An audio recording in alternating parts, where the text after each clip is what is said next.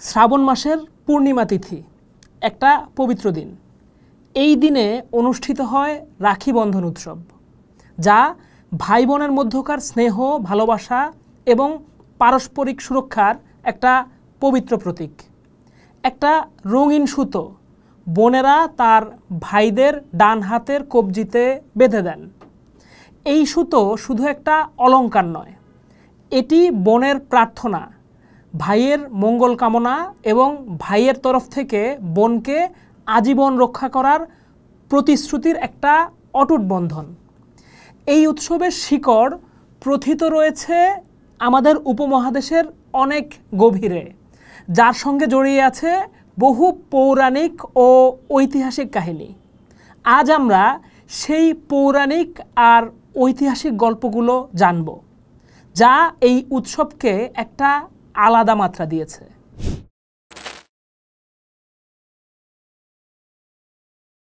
রাখি বন্ধন ভাই বোনের উৎসব। এই উৎসব ভালোবাসার, সুরক্ষার এবং ঐক্যের প্রতীক। এই দিনে বোনেরা ভাইদের দীর্ঘায়ু ও সুস্থ জীবন কামনা করেন এবং ভাইয়েরা বোনদের রক্ষা করার শপথ নেন।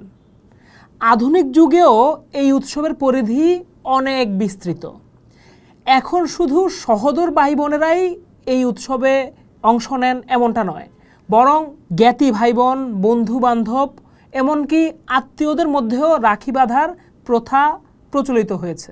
পৌরাণিক কাহিনীগুলো এই উৎসবের গভীরে এক আধ্যাত্মিক এবং সাংস্কৃতিক তাৎপর্যকে যোগ করেছে। চলুন সেই সব কাহিনীর জগতে প্রবেশ করা যাক। রাখি বন্ধনের সঙ্গে জড়িত অন্যতম জনপ্রিয় একটি কাহিনী হলো অসুররাজ বলি, ভগবান বিষ্ণু এবং দেবী লক্ষ্মীর কাহিনী। এই কাহিনীর উল্লেখ পাওয়া যায় ভগবত পুরাণ এবং বিষ্ণু পুরাণে। অসুররাজ বলি ছিলেন ভগবান বিষ্ণুর এক পরম ভক্ত। প্রহ্লাদের পৌত্র বলি নিজের তপস্যা ও যজ্ঞের মাধ্যমে স্বর্গ, মর্ত্য ও পাতাল এই তিন লোক জয় করে নেন। দৈত্যরাজ বলি ছিলেন ভগবান বিষ্ণুর এক পরম ভক্ত। প্রহ্লাদের পৌত্র বলি নিজের তপস্যা ও যজ্ঞের মাধ্যমে স্বর্গ, মর্ত্য ও পাতাল তিন লোক জয় করেছিলেন। তার শক্তি ও দাপটে দেবতারা ভীত হয়ে পড়েছিলেন।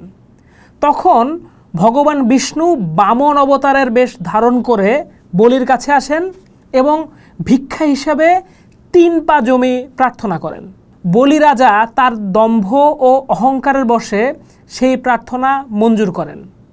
বামনরূপী বিষ্ণু তখন বিরাট রূপ ধারণ করে 2 পায়ে স্বর্গ ও মর্ত্যকে দখল করে নেন। তৃতীয় পা রাখার আর জায়গা না থাকায় বলি রাজা প্রতিশ্রুতি রক্ষা করার জন্য নিজের মাথা পেতে দেন। ভগবান বিষ্ণু তার ভক্তিতে মুগ্ধ হয়ে তাকে পাতাল লোকে অধিপতি করে দেন এবং তার অনুরোধে বৈকুণ্ঠ ছেড়ে বলির প্রাসাদের দ্বাররক্ষক হিসেবে থাকতে সম্মত হন।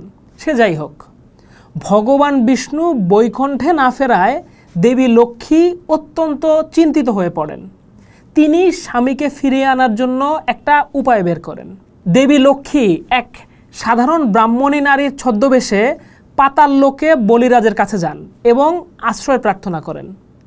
তিনি বলিকে বলেন যে তার কোনো ভাই নেই, তাই তিনি খুব একা।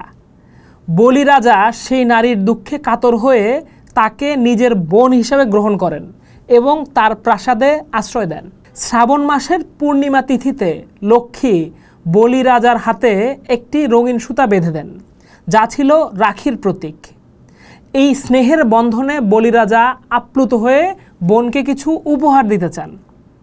তখন দেবী লক্ষ্মী তার আসল পরিচয়ের জানান দেন এবং উপহার হিসাবে তার স্বামী বিষ্ণুকে ফিরিয়ে দেওয়ার অনুরোধ করেন।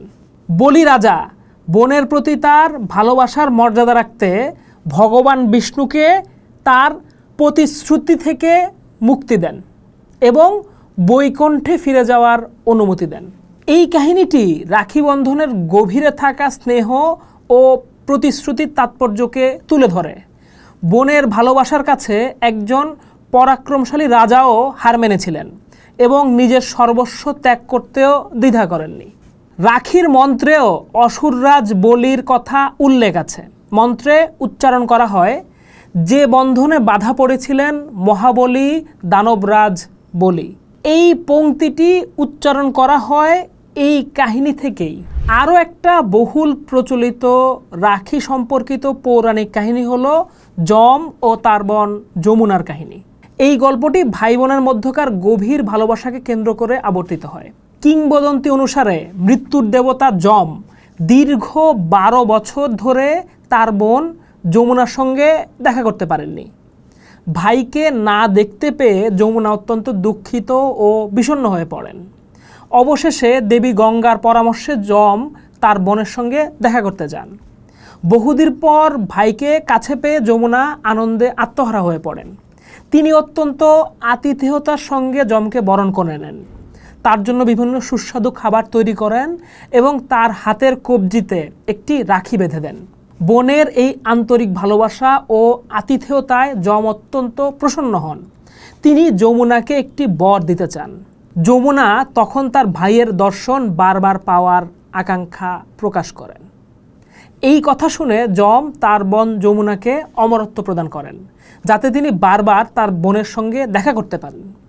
তিনি এও ঘোষণা করেন যে যে ভাই তার বোনের কাছে রাখি গ্রহণ করবে এবং তাকে রক্ষা করার প্রতিশ্রুতি দেবে, সে দীর্ঘায়ু লাভ করবে। এই কাহিনীটি ভাই বোনের সম্পর্কের পবিত্রতাকে এক অন্য মাত্রায় নিয়ে যায়। অনেক অঞ্চলে রাখি বন্ধনের দিন এই কাহিনীটি স্মরণ করা হয়।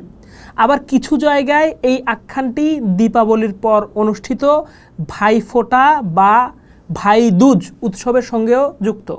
মহাভারতের সঙ্গে জড়িত কৃষ্ণ ও দ্রৌপদীর কাহিনীটি রাখি বন্ধনের প্রতীকী ব্যাখ্যা হিসেবে অত্যন্ত জনপ্রিয়। যদিও এই গল্পটি মূল মহাভারতে সরাসরি পাওয়া যায় না, তবে পরবর্তী লোকগাথা এবং আখ্যানে এটি বহুলভাবে প্রচলিত। কাহিনী অনুসারে একবার শিশুপালকে বধ করার সময় ভগবান শ্রীকৃষ্ণের তর্জনীতে তার সুদর্শন চক্র দ্বারা আঘাত লাগে এবং সেখান থেকে রক্তপাত হতে শুরু করে।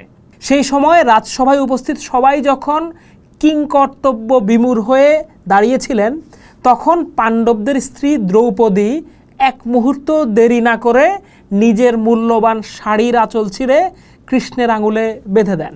দ্রৌপদীর এই নিঃস্বার্থ ভালোবাসা ও সেবা দেখে শ্রীকৃষ্ণ গভীরভাবে অভিভূত হন।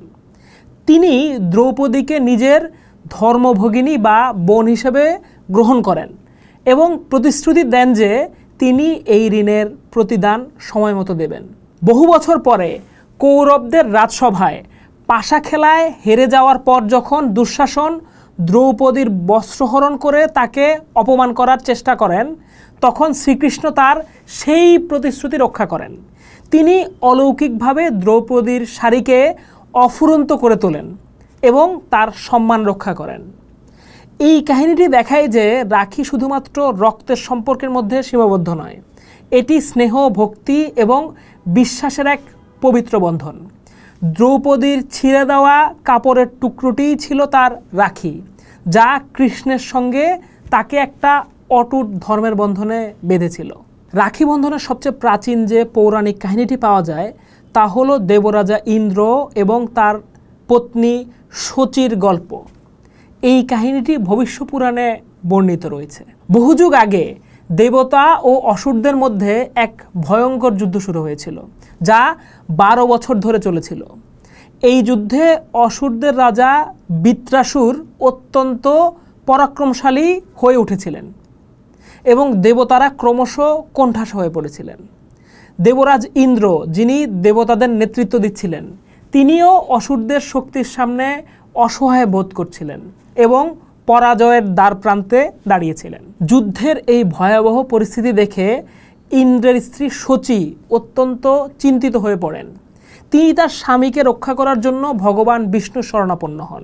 ভগবান বিষ্ণু তাকে একটা পবিত্র সুতো দিয়ে বলেন যে এই সুতোটি ইন্দ্রের হাতে বেঁধে দেওয়া যায়, তবে তিনি সুরক্ষিত থাকবেন। অন্য একটা মতানুসারে শচী দেবগুরু বৃহস্পতির কাছে পরামর্শের জন্য গিয়েছিলেন। দেবগুরু তাকে শ্রাবণ মাসের পূর্ণিমা তিথিতে একটা বিশেষ রক্ষাবিধি পালন করতে বলেন। সেই বিধি অনুসারে মন্ত্র দ্বারা পবিত্র করা একটা সুতো ইন্দ্রের ডান হাতের কবজিতে বেঁধে দেওয়ার পরামর্শ দেওয়া হয়। শচী সেই মতো শ্রাবণ পূর্ণিমার দিনে পবিত্র মন্ত্র উচ্চারণের মাধ্যমে সেই রক্ষাসূত্রটি ইন্দ্রের ডান হাতে বেঁধে দেন। এই পবিত্র সুতোর শক্তিতে ইন্দ্রের মনোবল ফিরে আসে এবং তিনি দ্বিগুণ শক্তিতে অসুরদের সঙ্গে যুদ্ধ করে তাদের পরাজিত করেন এবং স্বর্গরাজ্য অমরাবতী পুনরুদ্ধার করেন।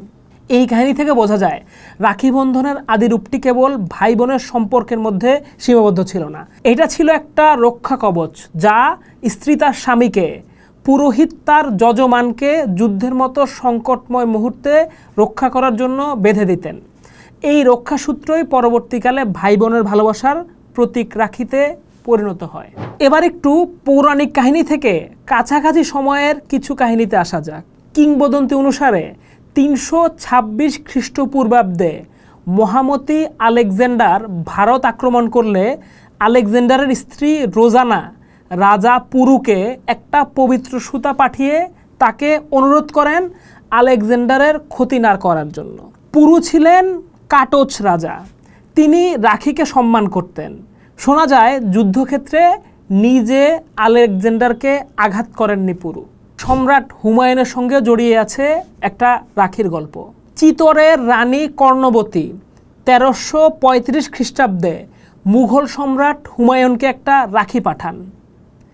গুজরাতের সুলতান বাহাদুর শাহ চিতোর আক্রমণ করলে বিধবা রানী কর্ণবতী অসহায় বোধ করেন এবং তিনি হুমায়ুনকে একটা রাখি পাঠিয়ে তার সাহায্য প্রার্থনা করেন এবং তিনি হুমায়ুনকে একটা রাখি পাঠিয়ে তার সাহায্য প্রার্থনা করেন। কর্ণবতীর রাখি প্রেরণে অভিভূত হয়ে হুমায়ুন চিতোর রক্ষার জন্য সৈন্য প্রেরণ করেন। তবে হুমায়ুনের সৈন্য পাঠাতে বেশ দেরি হয়ে গিয়েছিল। বাহাদুর শাহ রানীর দুর্গ জয় করে নিয়েছিলেন।